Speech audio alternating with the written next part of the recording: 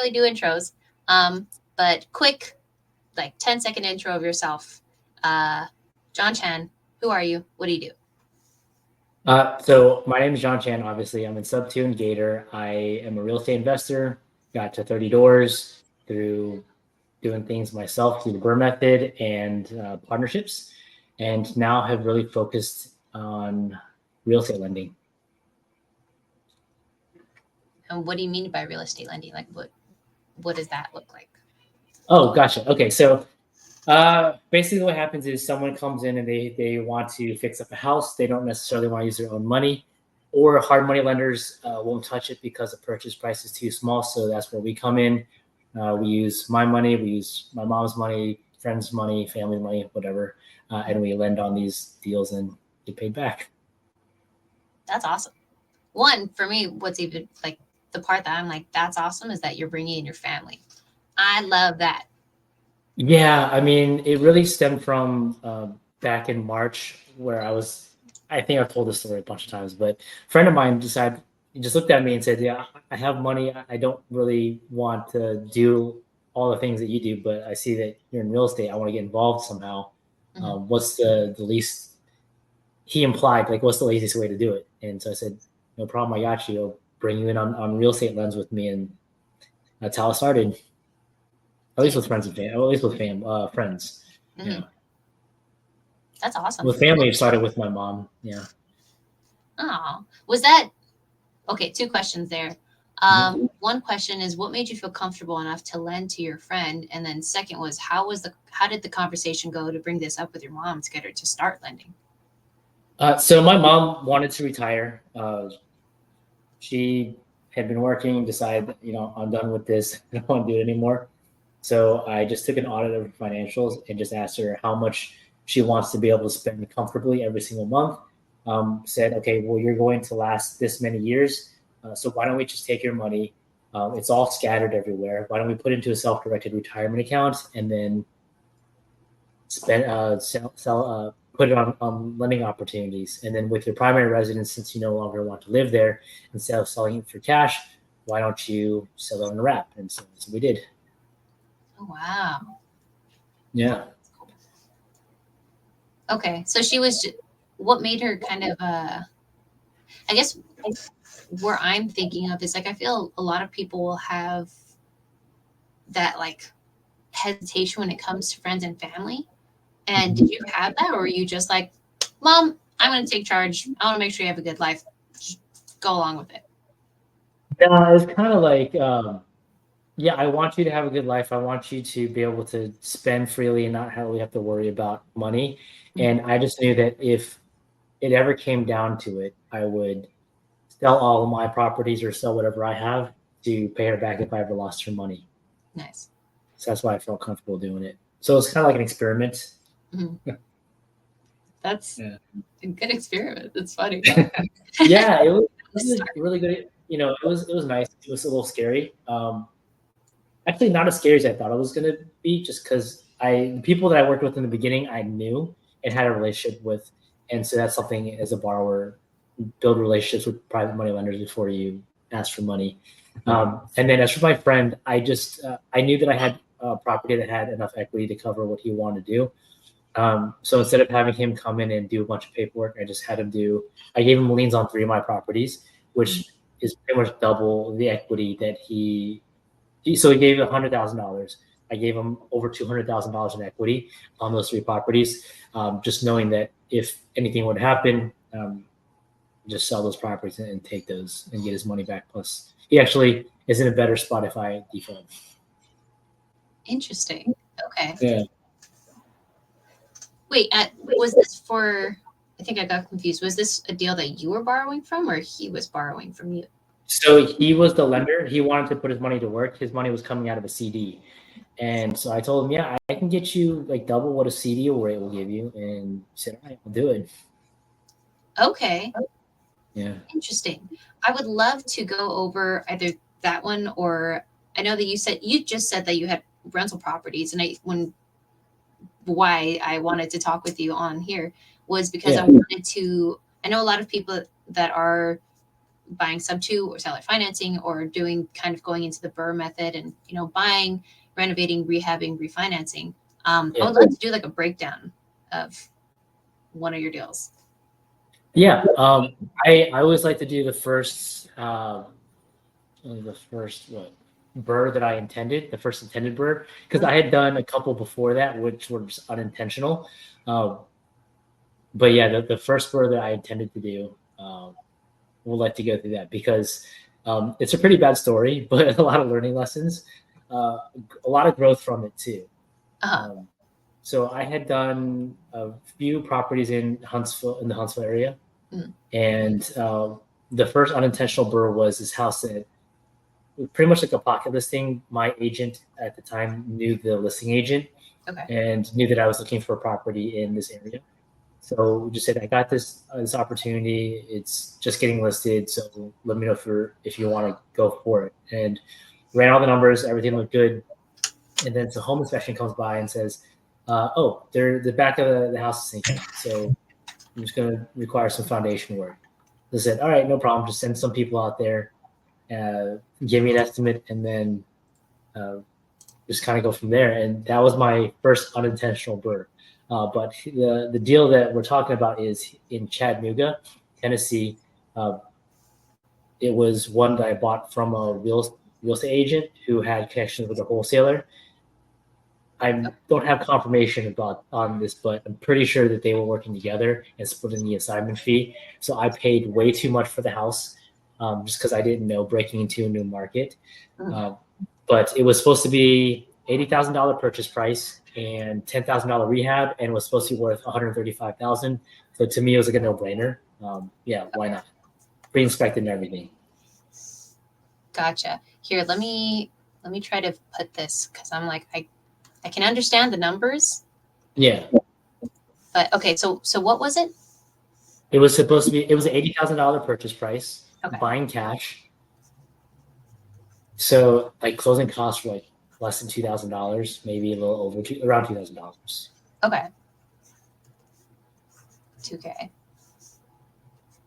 So purchase, and then rehab was supposed to be $10,000, pre-inspected by the contract, the GC that had a relationship with the agent, and then ARV is supposed to be $135,000.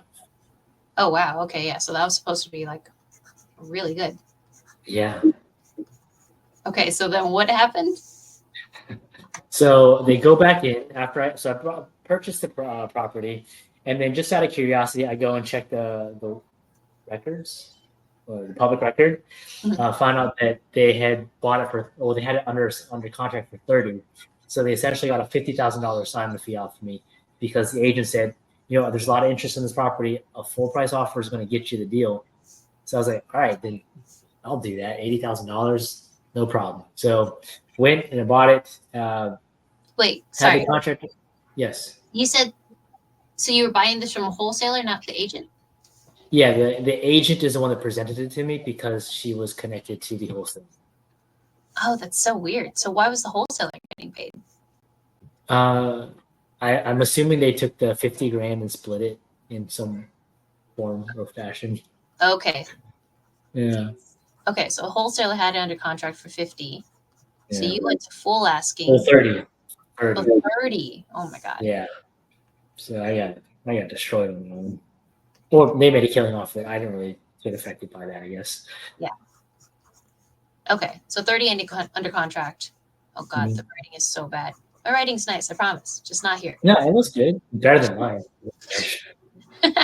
So you went full asking price of $80,000, and then go on? Yes. And then again, $10,000 rehab. So then we close the property. I get everything, the utilities hooked up and everything like you normally do.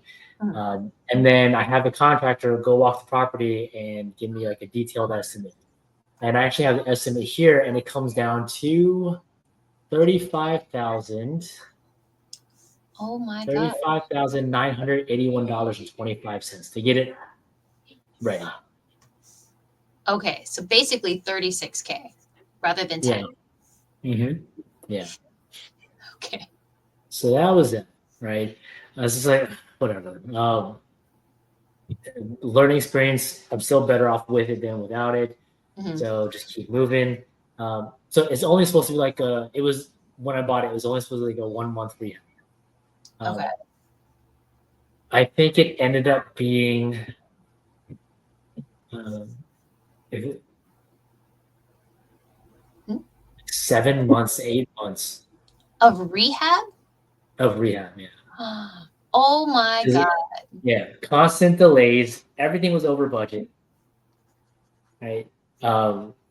Things weren't getting done. Just lots of excuses. They said, "Oh, I can't find this. I can't find that." So finally, you just say, "Oh." So then they tell me, I think in February of the following year. I think I closed on it in July. In February of the following year, they say, "Okay, it's almost ready. It's just going to take a couple more weeks." So I said, "All right, no problem. Glad to hear it. Let's get an appraiser out there. We'll schedule it for a couple weeks out, so we're reducing the amount of time that's it's just sitting there." So a couple weeks go by. I let the contractor know appraisers coming. Can you please make sure someone's there to let the appraiser in? Day of, appraiser calls me, says, "Hey, there's no one here." So I call my contractor and I say, "Hey, what's up? Appraiser's there. Is anybody on the way?" He said, "No. Um, we'll send someone there soon." And then soon turns into, I think, a few days. So the appraiser leaves, and then finally I yell at the contractor, say, like, "Dude, like the guy's here. I need to get this appraised. Can I get someone in?" I said, "All right, fine. We'll send someone there."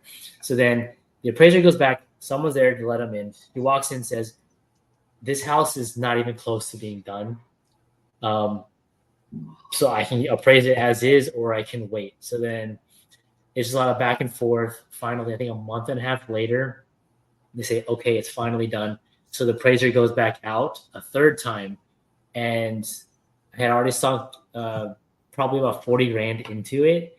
Okay. And appraisers come. I see the appraiser report come back. The house is now worth $85,000. Oh my gosh. Yeah. So I already called my agent and say, like, is there another person we can send out there? And they said, no, that's pretty much it. So then I'm stuck with an $85,000 appraisal, and then I get a regular consumer loan mortgage because it's still under my name to on an $85,000 house. So I leave a ton of money on the table in the deal. And then my agent says, "Hey, I know the appraisal didn't work out, but here's some CMAs in case you want to sell the property." I was like, "Oh, come on, man. Like, go." I mean, in my head, I used bad language, but I said, "No, thank you. I appreciate the offer." Yeah. And so the PM goes in there and says, "Hey, this is going to rent for, I think it was like $800 a month, $900 a month. But if you install HVAC system, it'll jump up to like $1,300 a month. It's going to cost you $5,000, but to add the duct and everything, are you interested in doing that?" I said, "Yes, fine, do it." So then I put another $5,000. So I'm at a total of $45,000 in rehab, not including carrying costs, taxes, insurance, none of that. And do a cash out, I had a valuation of $85,000. So cash flow was like crazy, but a ton of money just left in the deal. Oh my gosh. Yeah, it was an enjoyable experience, really. Looking back, the amount of stress and stuff that I was dealing with, because it kind of bleeds into the next deal Okay. where they were working on the other deal. Same thing happened, way over budget, way past time. So I learned how to fire a contractor and bring in a new one. So that was a pretty good experience. Okay. And so did you end up refinancing this one? I did refinance at $85,000. Okay. Yeah. Oh my gosh. Trying to see like how do I do it? Refinanced at. Yeah. Okay. So when you refinance, for those that may not know what that is, or like, because there's two different kinds of refinancing. There's refinancing and then cash out refinancing. So which one was this one? Cashing out? This was a cash out refi because everything was paid through cash. I had used my HELOC to fund everything, so I didn't use hard money or anything. I was my own hard money lender. Okay. So yeah, I did a cash out refi, put my own money back, is a little bit of my own money back into my pocket, and I put on a 30-year note. Okay. So do you know how much you got out of this refinance? I don't remember, but it was 85, I think 75 loan to value. So $63,750. Okay. Less closing costs. Okay. So you put, okay. So all in all, it was, I'm just trying to get all the, I don't know how to use this board quite yet. So work with me with all the, I don't know how to move it. Why is it just Is it right click? Is right click? Oh, there we go. Oh, there you go. I think it's if it's in the select and a right click. Perfect. Okay. So then all in all, what's this? So it was 85K plus 45K plus miscellaneous stuff that we won't add right now. But that was what, 130? Yeah. 130K that you put in. And then you got 63K from the refi. Okay. And I'm mathing very slowly. I don't do a lot of stuff without the calculator recently. So it is what it is. Yeah. 67? I think that's in there. Thank you. Yeah, no wrong. Huh? That was terrible. Are you talking about my math or the deal? No, just like the deal breakdown. I wish I had done a different deal. It sucked. No, but this was the first one. So we learned, okay, so it was a 67K loss. But like you were saying, you learned what were some learning lessons here? Be on top of the contractor more. If you need to make a change sooner, make that change.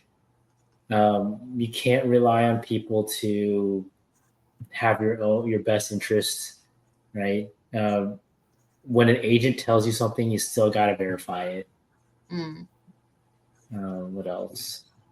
Breaking into a new market is challenging. Yeah. A good contractor, a bad contractor they will screw you so bad. Yeah, don't make your appraiser angry. Oh my God. Yeah, no. Don't send appraiser out 3 times. Yeah. Okay. Interesting. Then do you want to go over another deal that you've done before? Sure. So the next deal I did in Chattanooga, that was a deal where I had it hard. We had just done this, and then I think there were 4 or 5 phases in the contractor's rehab. And I think I closed on that in September, had to go through an eviction to get the tenant out. And then it was supposed to be like a $60,000 rehab. Okay. I don't think it was $60,000. I don't have the. I'm trying to use. So we're gonna say the rehab estimate was, did you say 65,000? Actually, I don't even remember the details on this one. All I know is I fired the contractor, had the property manager come in and redo finish the job in 3 weeks, and ended up getting all the money back out. Yeah, which is crazy because it ended up. I think we were all in at. We got an appraisal at 190, and we were all in under the by far under that. So that was a perfect deal. But if you want to, I can talk about the rehab because I actually remember the numbers for the other one where I had to do the foundation. Sure. That deal breakdown. So see, that was the problem, right? That one went way too well that made me think, oh, if I can do it unintentionally, then if I go out and try to do it, it should be easy. Yeah. Like, no problem, right? Yeah. So is that one a different one? Yeah, it's a different one. So this one is in Huntsville. It was the pocket listing that I talked about with the foundation work. So Okay. it was on the market for like 180. Okay. And then home inspector came by and said, this is not going, the back of the house is sinking. So I said, all right, let's renegotiate. And we had two contractors or two foundation companies come out. They said it's going to cost you like $15,000 to raise the back of the house and put some reinforcements to make sure it doesn't keep sinking. Okay. So we dropped the price down to like 159. Okay. 159. Yeah. So before we had to do anything, we had to go and raise the back of the house. So they were in there. It was supposed to take, I think, like 4 days. Ended up taking like 6. So I'll take that. 6 days. So it was just to raise the house. Yeah. Wow. Okay. Yeah, 6 days, and then when they got back there, they found out that it needed one more pillar. So it ended up costing me an extra $1,100 for the extra pillar. But not a big deal. And then once that was done, we had to replace the floors inside, redo. I think there's plumbing issues with the master bathroom shower, Okay. where water was leaking into the closet. So we fixed all that. All in rehab was like $45,000. Okay. Oh my gosh. Wait, so they estimated 15, but it turned out to be 45? 45 includes like the floors, the new kitchen, fixing the plumbing issues. I think we did the tiles in the master bathroom, and and painting the entire house, new fixtures everywhere. So like 45. Okay. Paint, Yeah. new fixtures. Okay. So you bought the house at 159. You put in 45K. Yeah. And then go on. What else did you do? Did you rent it out, or was this a flip? Yeah. So I rented it out, and I had no intention of pulling my money back out, but decided, hey, what the hell? Why not? Let's try it. So then I ran comps on it, saw that it was worth 240. Oh. So I went out and I refied. But this is where I made a mistake. So I left. I didn't pull all the money back out. I didn't go up to the 75%. Mm-hmm. I went up to just under 69%, because I just wanted my money back out instead of taking more money. Because my thought was, you're going out and you're buying this, you're going to cash flow. If you put a higher loan in there, you're not going to cash flow as much. Yeah. But come to find out, you're not supposed to live off landlord income. That cash flow protects you, not keeps you alive, unless you have like a billion of these things. So my mistake. But I cashed out, ended up taking 3 months because of COVID and holidays and all that. But really good rate, and had that money to cycle into my disaster, the next property. Okay, so you said it was valued at, what was it, 249? 240. And you pulled out like 68 and some change, 68% and some change. Okay. Yeah. So that was something. Calculator. Show me the money. 240. 68. So 163? 163. Yeah. I don't know why I came up with that number. I guess I just didn't. Because I had I had a regular 30-year loan on it because I didn't expect to do a burr.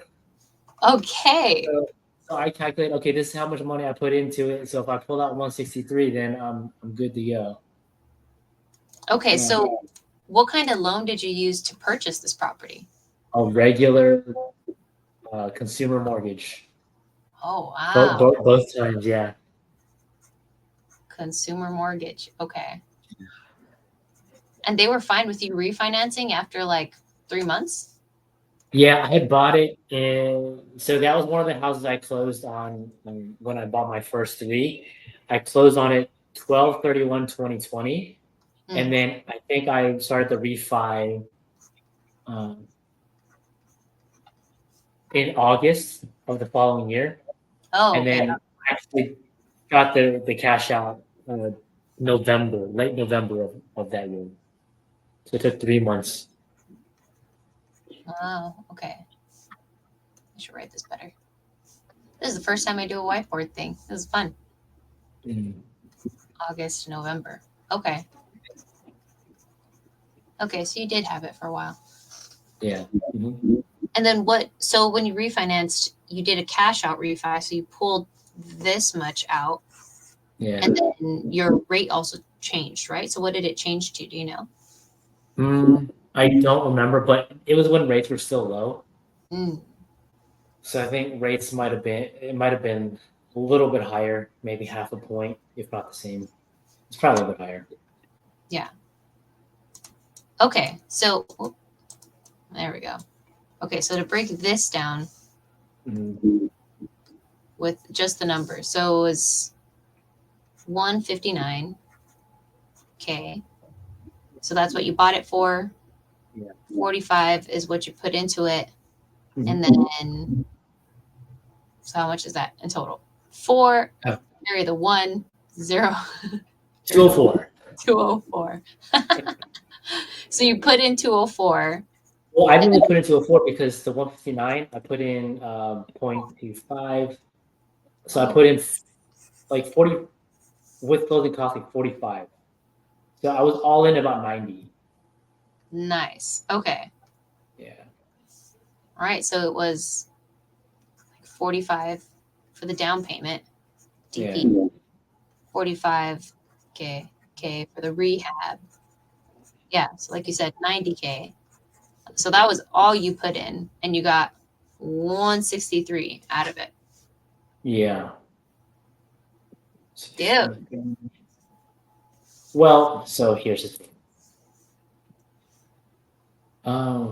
Man, I'm freaking terrible at this. So I left like $43,000 in the house. You can't. Because so 20% down. This is why it is very dangerous to do this when you have no idea what you're doing. Mm-hmm. Because I just did a cash out refi to pull money back out, and I didn't do it properly. My goal was, or my method was, take money out of my retirement account, my wife's retirement account, using the CARES Act, and then take a blindfold, run full speed into the woods, and hope I don't hit anything. It's basically what I've done here. Yes. Good job. But it's action taking. You're going fast. Yeah. Fast. Yeah, I mean, it worked out, right? Because it cash flows really well, and there's a ton of equity in there. Mm-hmm. Lots of lessons learned. But man, this is why you don't leave it up to one person. You build a team. And my strength is overall strategy and action taking. But the best burr we ever did was because of my wife, and that was the one after my disaster. Because she ran the numbers and just made sure everything looked good before anything, and said, "This is what we need to be at," and we ended up pulling all of our money back out. Oh, I just don't remember the numbers on that one. I don't have the estimate, but it was fun. Yeah. We'll do another one when you. Yeah. So, but, man. So when you're saying the equity, it's this 240, right? 240K minus the 163 that you pulled out. Yeah. Damn, which is something. Again, math Oh 7. yeah, 7 is 6 plus. Yeah, yeah, six. 77. Yeah, Okay, so you have $77,000 worth of equity in this house. yeah, yeah. At that time, now it's a lot more, and so I mean, I left 45 in there or something like that, right? But I ended up gaining 30,000 in equity. But again, like looking back and knowing what I know now, I wouldn't have done any of this. I would have just straight up lended because then it's consistent and it's consistent cash flow. And you don't have to worry about managing all this stuff. You just find a good team and you lend with them. Because after you get a property, you still have 2 months of rents that typically go towards the PM, and then stabilizing the property. Because once renters go in there, they say like this doesn't work, this isn't working, you got to fix it. So it's not like net worth wise, it's great. If you have a lot of money and you need to put it somewhere, great. But I would not go out and just buy a property like this. Yeah, yeah. It's really weird because it sounds good, and when you hear people, they're like, do the BRRRR strategy and just build an empire of all these rentals. But yeah, Yeah. as I don't own property yet, but I've been managing property, and so many things come up. I was doing short-term rentals at first, which sucks, and then kind of midterm, and then kind of long-term. So I've done all three, and yeah, just a ton of things end up coming up. A lot of times, your bills will be really high for like a really weird reason. Either it'll be a glitch in the system, or like nobody knows that something is using a lot of power, and you're like, why like a $5,000 power bill? And you're like, I don't know. Yeah, I mean, it takes a special. I say if you're new and you have money, do not buy rental property. Go out and be a lender. Right? Or if you want to get out of your day job, go out and be a lender. Go out wholesale. Do something else. Only buy rental property when you just have so much money you don't know what to do with it. And so why do you recommend being a lender, at least for you? Like, why would you rather say, oh, I'm just going to lend my money? Because like, how are you getting the active income from that? If you think about how much money I've sank into real estate to buy 30 properties, right? It's a lot. And cash flow isn't consistent, right? So I have one property that's been vacant in Northern Virginia. I spent $12,000 just fixing the floors, replacing the floors, and painting everything. The tenant passed away this past June.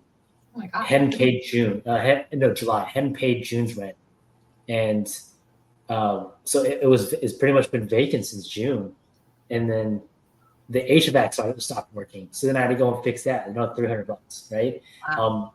The year before that same house, there's water coming in through the chimney. It cost me $5,000 to fix that, right? It is the amount of money that goes into rental property is crazy. So with lending, it's, to me, in my opinion, a lot better because yes, it is risky, right? But there are ways to mitigate risk. Essentially, it's less work. It's all front loaded. If you find the right borrowers who are doing volume and can be your repeat borrowers, just bringing you deals, it's very easy to just run the numbers on that deal.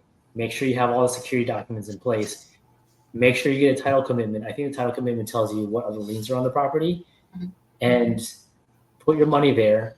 In 6 months, get your return, get your chunk of change, and then go and do it again. Like that to me is the fastest way, right? Because my lending partners, when I lend myself, I'm getting 15-20% flat. But when my lending partners come in and they don't do any work, they don't do any of that stuff. They're getting 16 to 20% annualized. And I don't know what kind of rental property you're going to buy that gets 16 to 20% annualized. So to me, that's why I'd much rather just do lending for now. I'll hold on to the properties as long as I can, as long as I am. But at some point, they're getting unloaded, and they're getting unloaded fast. That's funny. No. That's interesting too. I like to hear why certain people are so like enthusiastic about their own field that they choose. So with some people it's bird, with some people it's Sub-2. With you right now, you're like, I don't want to hold any properties. I just want to lend and just lend my money and now help other people lend their money as well. And you've built up, or you're continuing to build up. Like I forgot when we met. I think we met at Squad Up. So April. So it's been like 7 months. Yeah. And yeah, I mean, like I've known that you've been lending on deals since then at least. You had already lent on like 10 deals or something, or at least connected on multiple deals. Yeah, so I lent my mom's money out. I think by her Squad Up, I was like almost 10 deals, maybe 10 deals. I don't even know. It was something like that. Yeah. What? Um, Oh, no, go ahead. Go ahead. I was gonna just do some filler. Go ahead.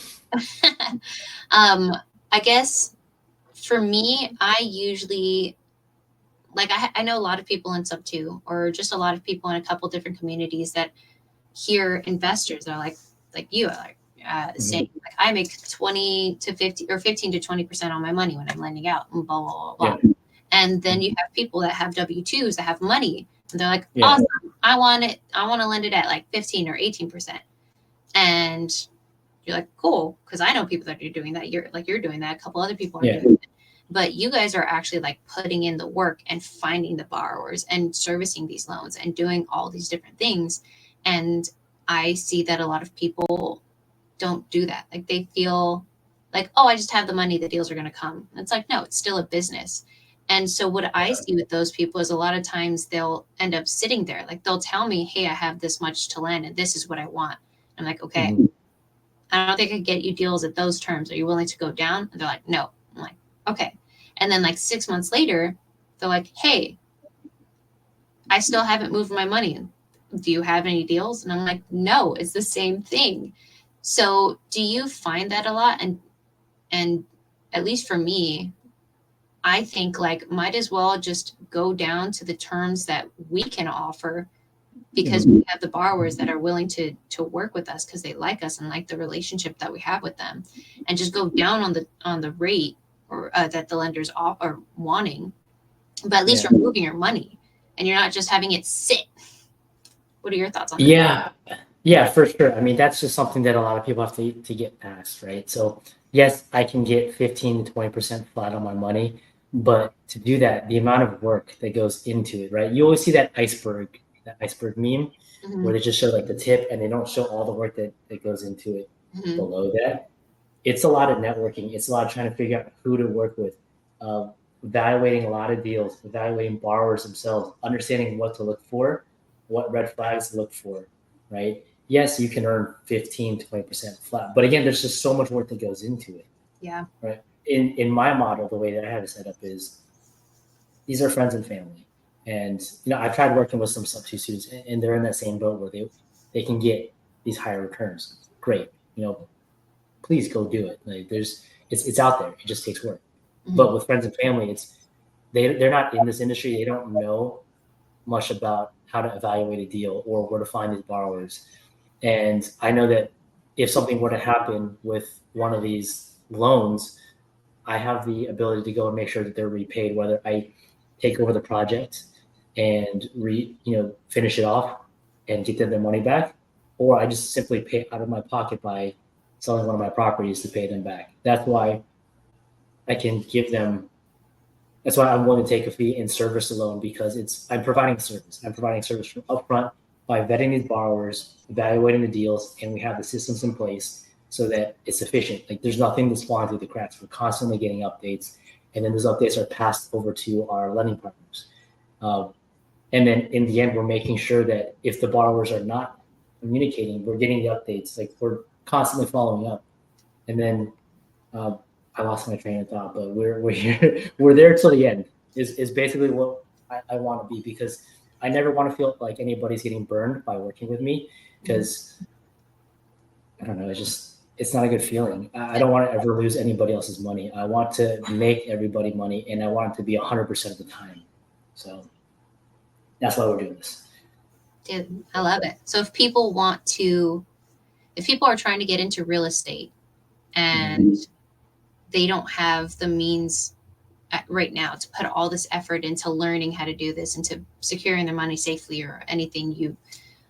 You're saying that you have opportunities where they can lend their money. You've put in the due diligence to already build these relationships with the borrowers, with the investors that are wanting to borrow the money. You have a team who also makes sure that all the documents are there so that their money is secure. And then you're also saying, hey, I can provide you, these returns, and whatever happens with with the borrower, with the property, I will make sure that me and you have a good relationship and that I make you whole no matter what. So you're kind of providing like a great, I won't say guaranteed, but like a very safe, and it seems like very solid option for people to put their money to work. Yeah, I mean, on paper it sounds amazing. Like, God forbid anything happens to my borrowers, right? But yeah, I mean, honestly, when I think of connectors, and I never wanted to be a connector, really did not want to ever, but it just turns out that this is when you're a lender, there's only so much money. And I just posted this on my Instagram. Colin Yep said this. There's only so much money that you have, right? And so it's inevitable. And so I just wanted to make sure, with also guidance from my operator Caitlin Beals and my underwriter Chris Tenek, how do we make this so that we're making this as foolproof as possible, less the apocalypse or something. Yeah. That's what we came up with. That's awesome. Cool. So if anybody's interested in putting their money to work, how can they reach out to you? What's the best way? So my Instagram's on there, and then Facebook is also John Chan REI, JONCHAN REI. My LinkedIn, same thing, LinkedIn, and then the John Chan REI, and then YouTube as well. So one of those 4 will do.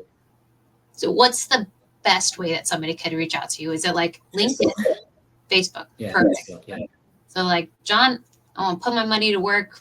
Reach out on Facebook to you. They're like, here's my money. Put it in a deal.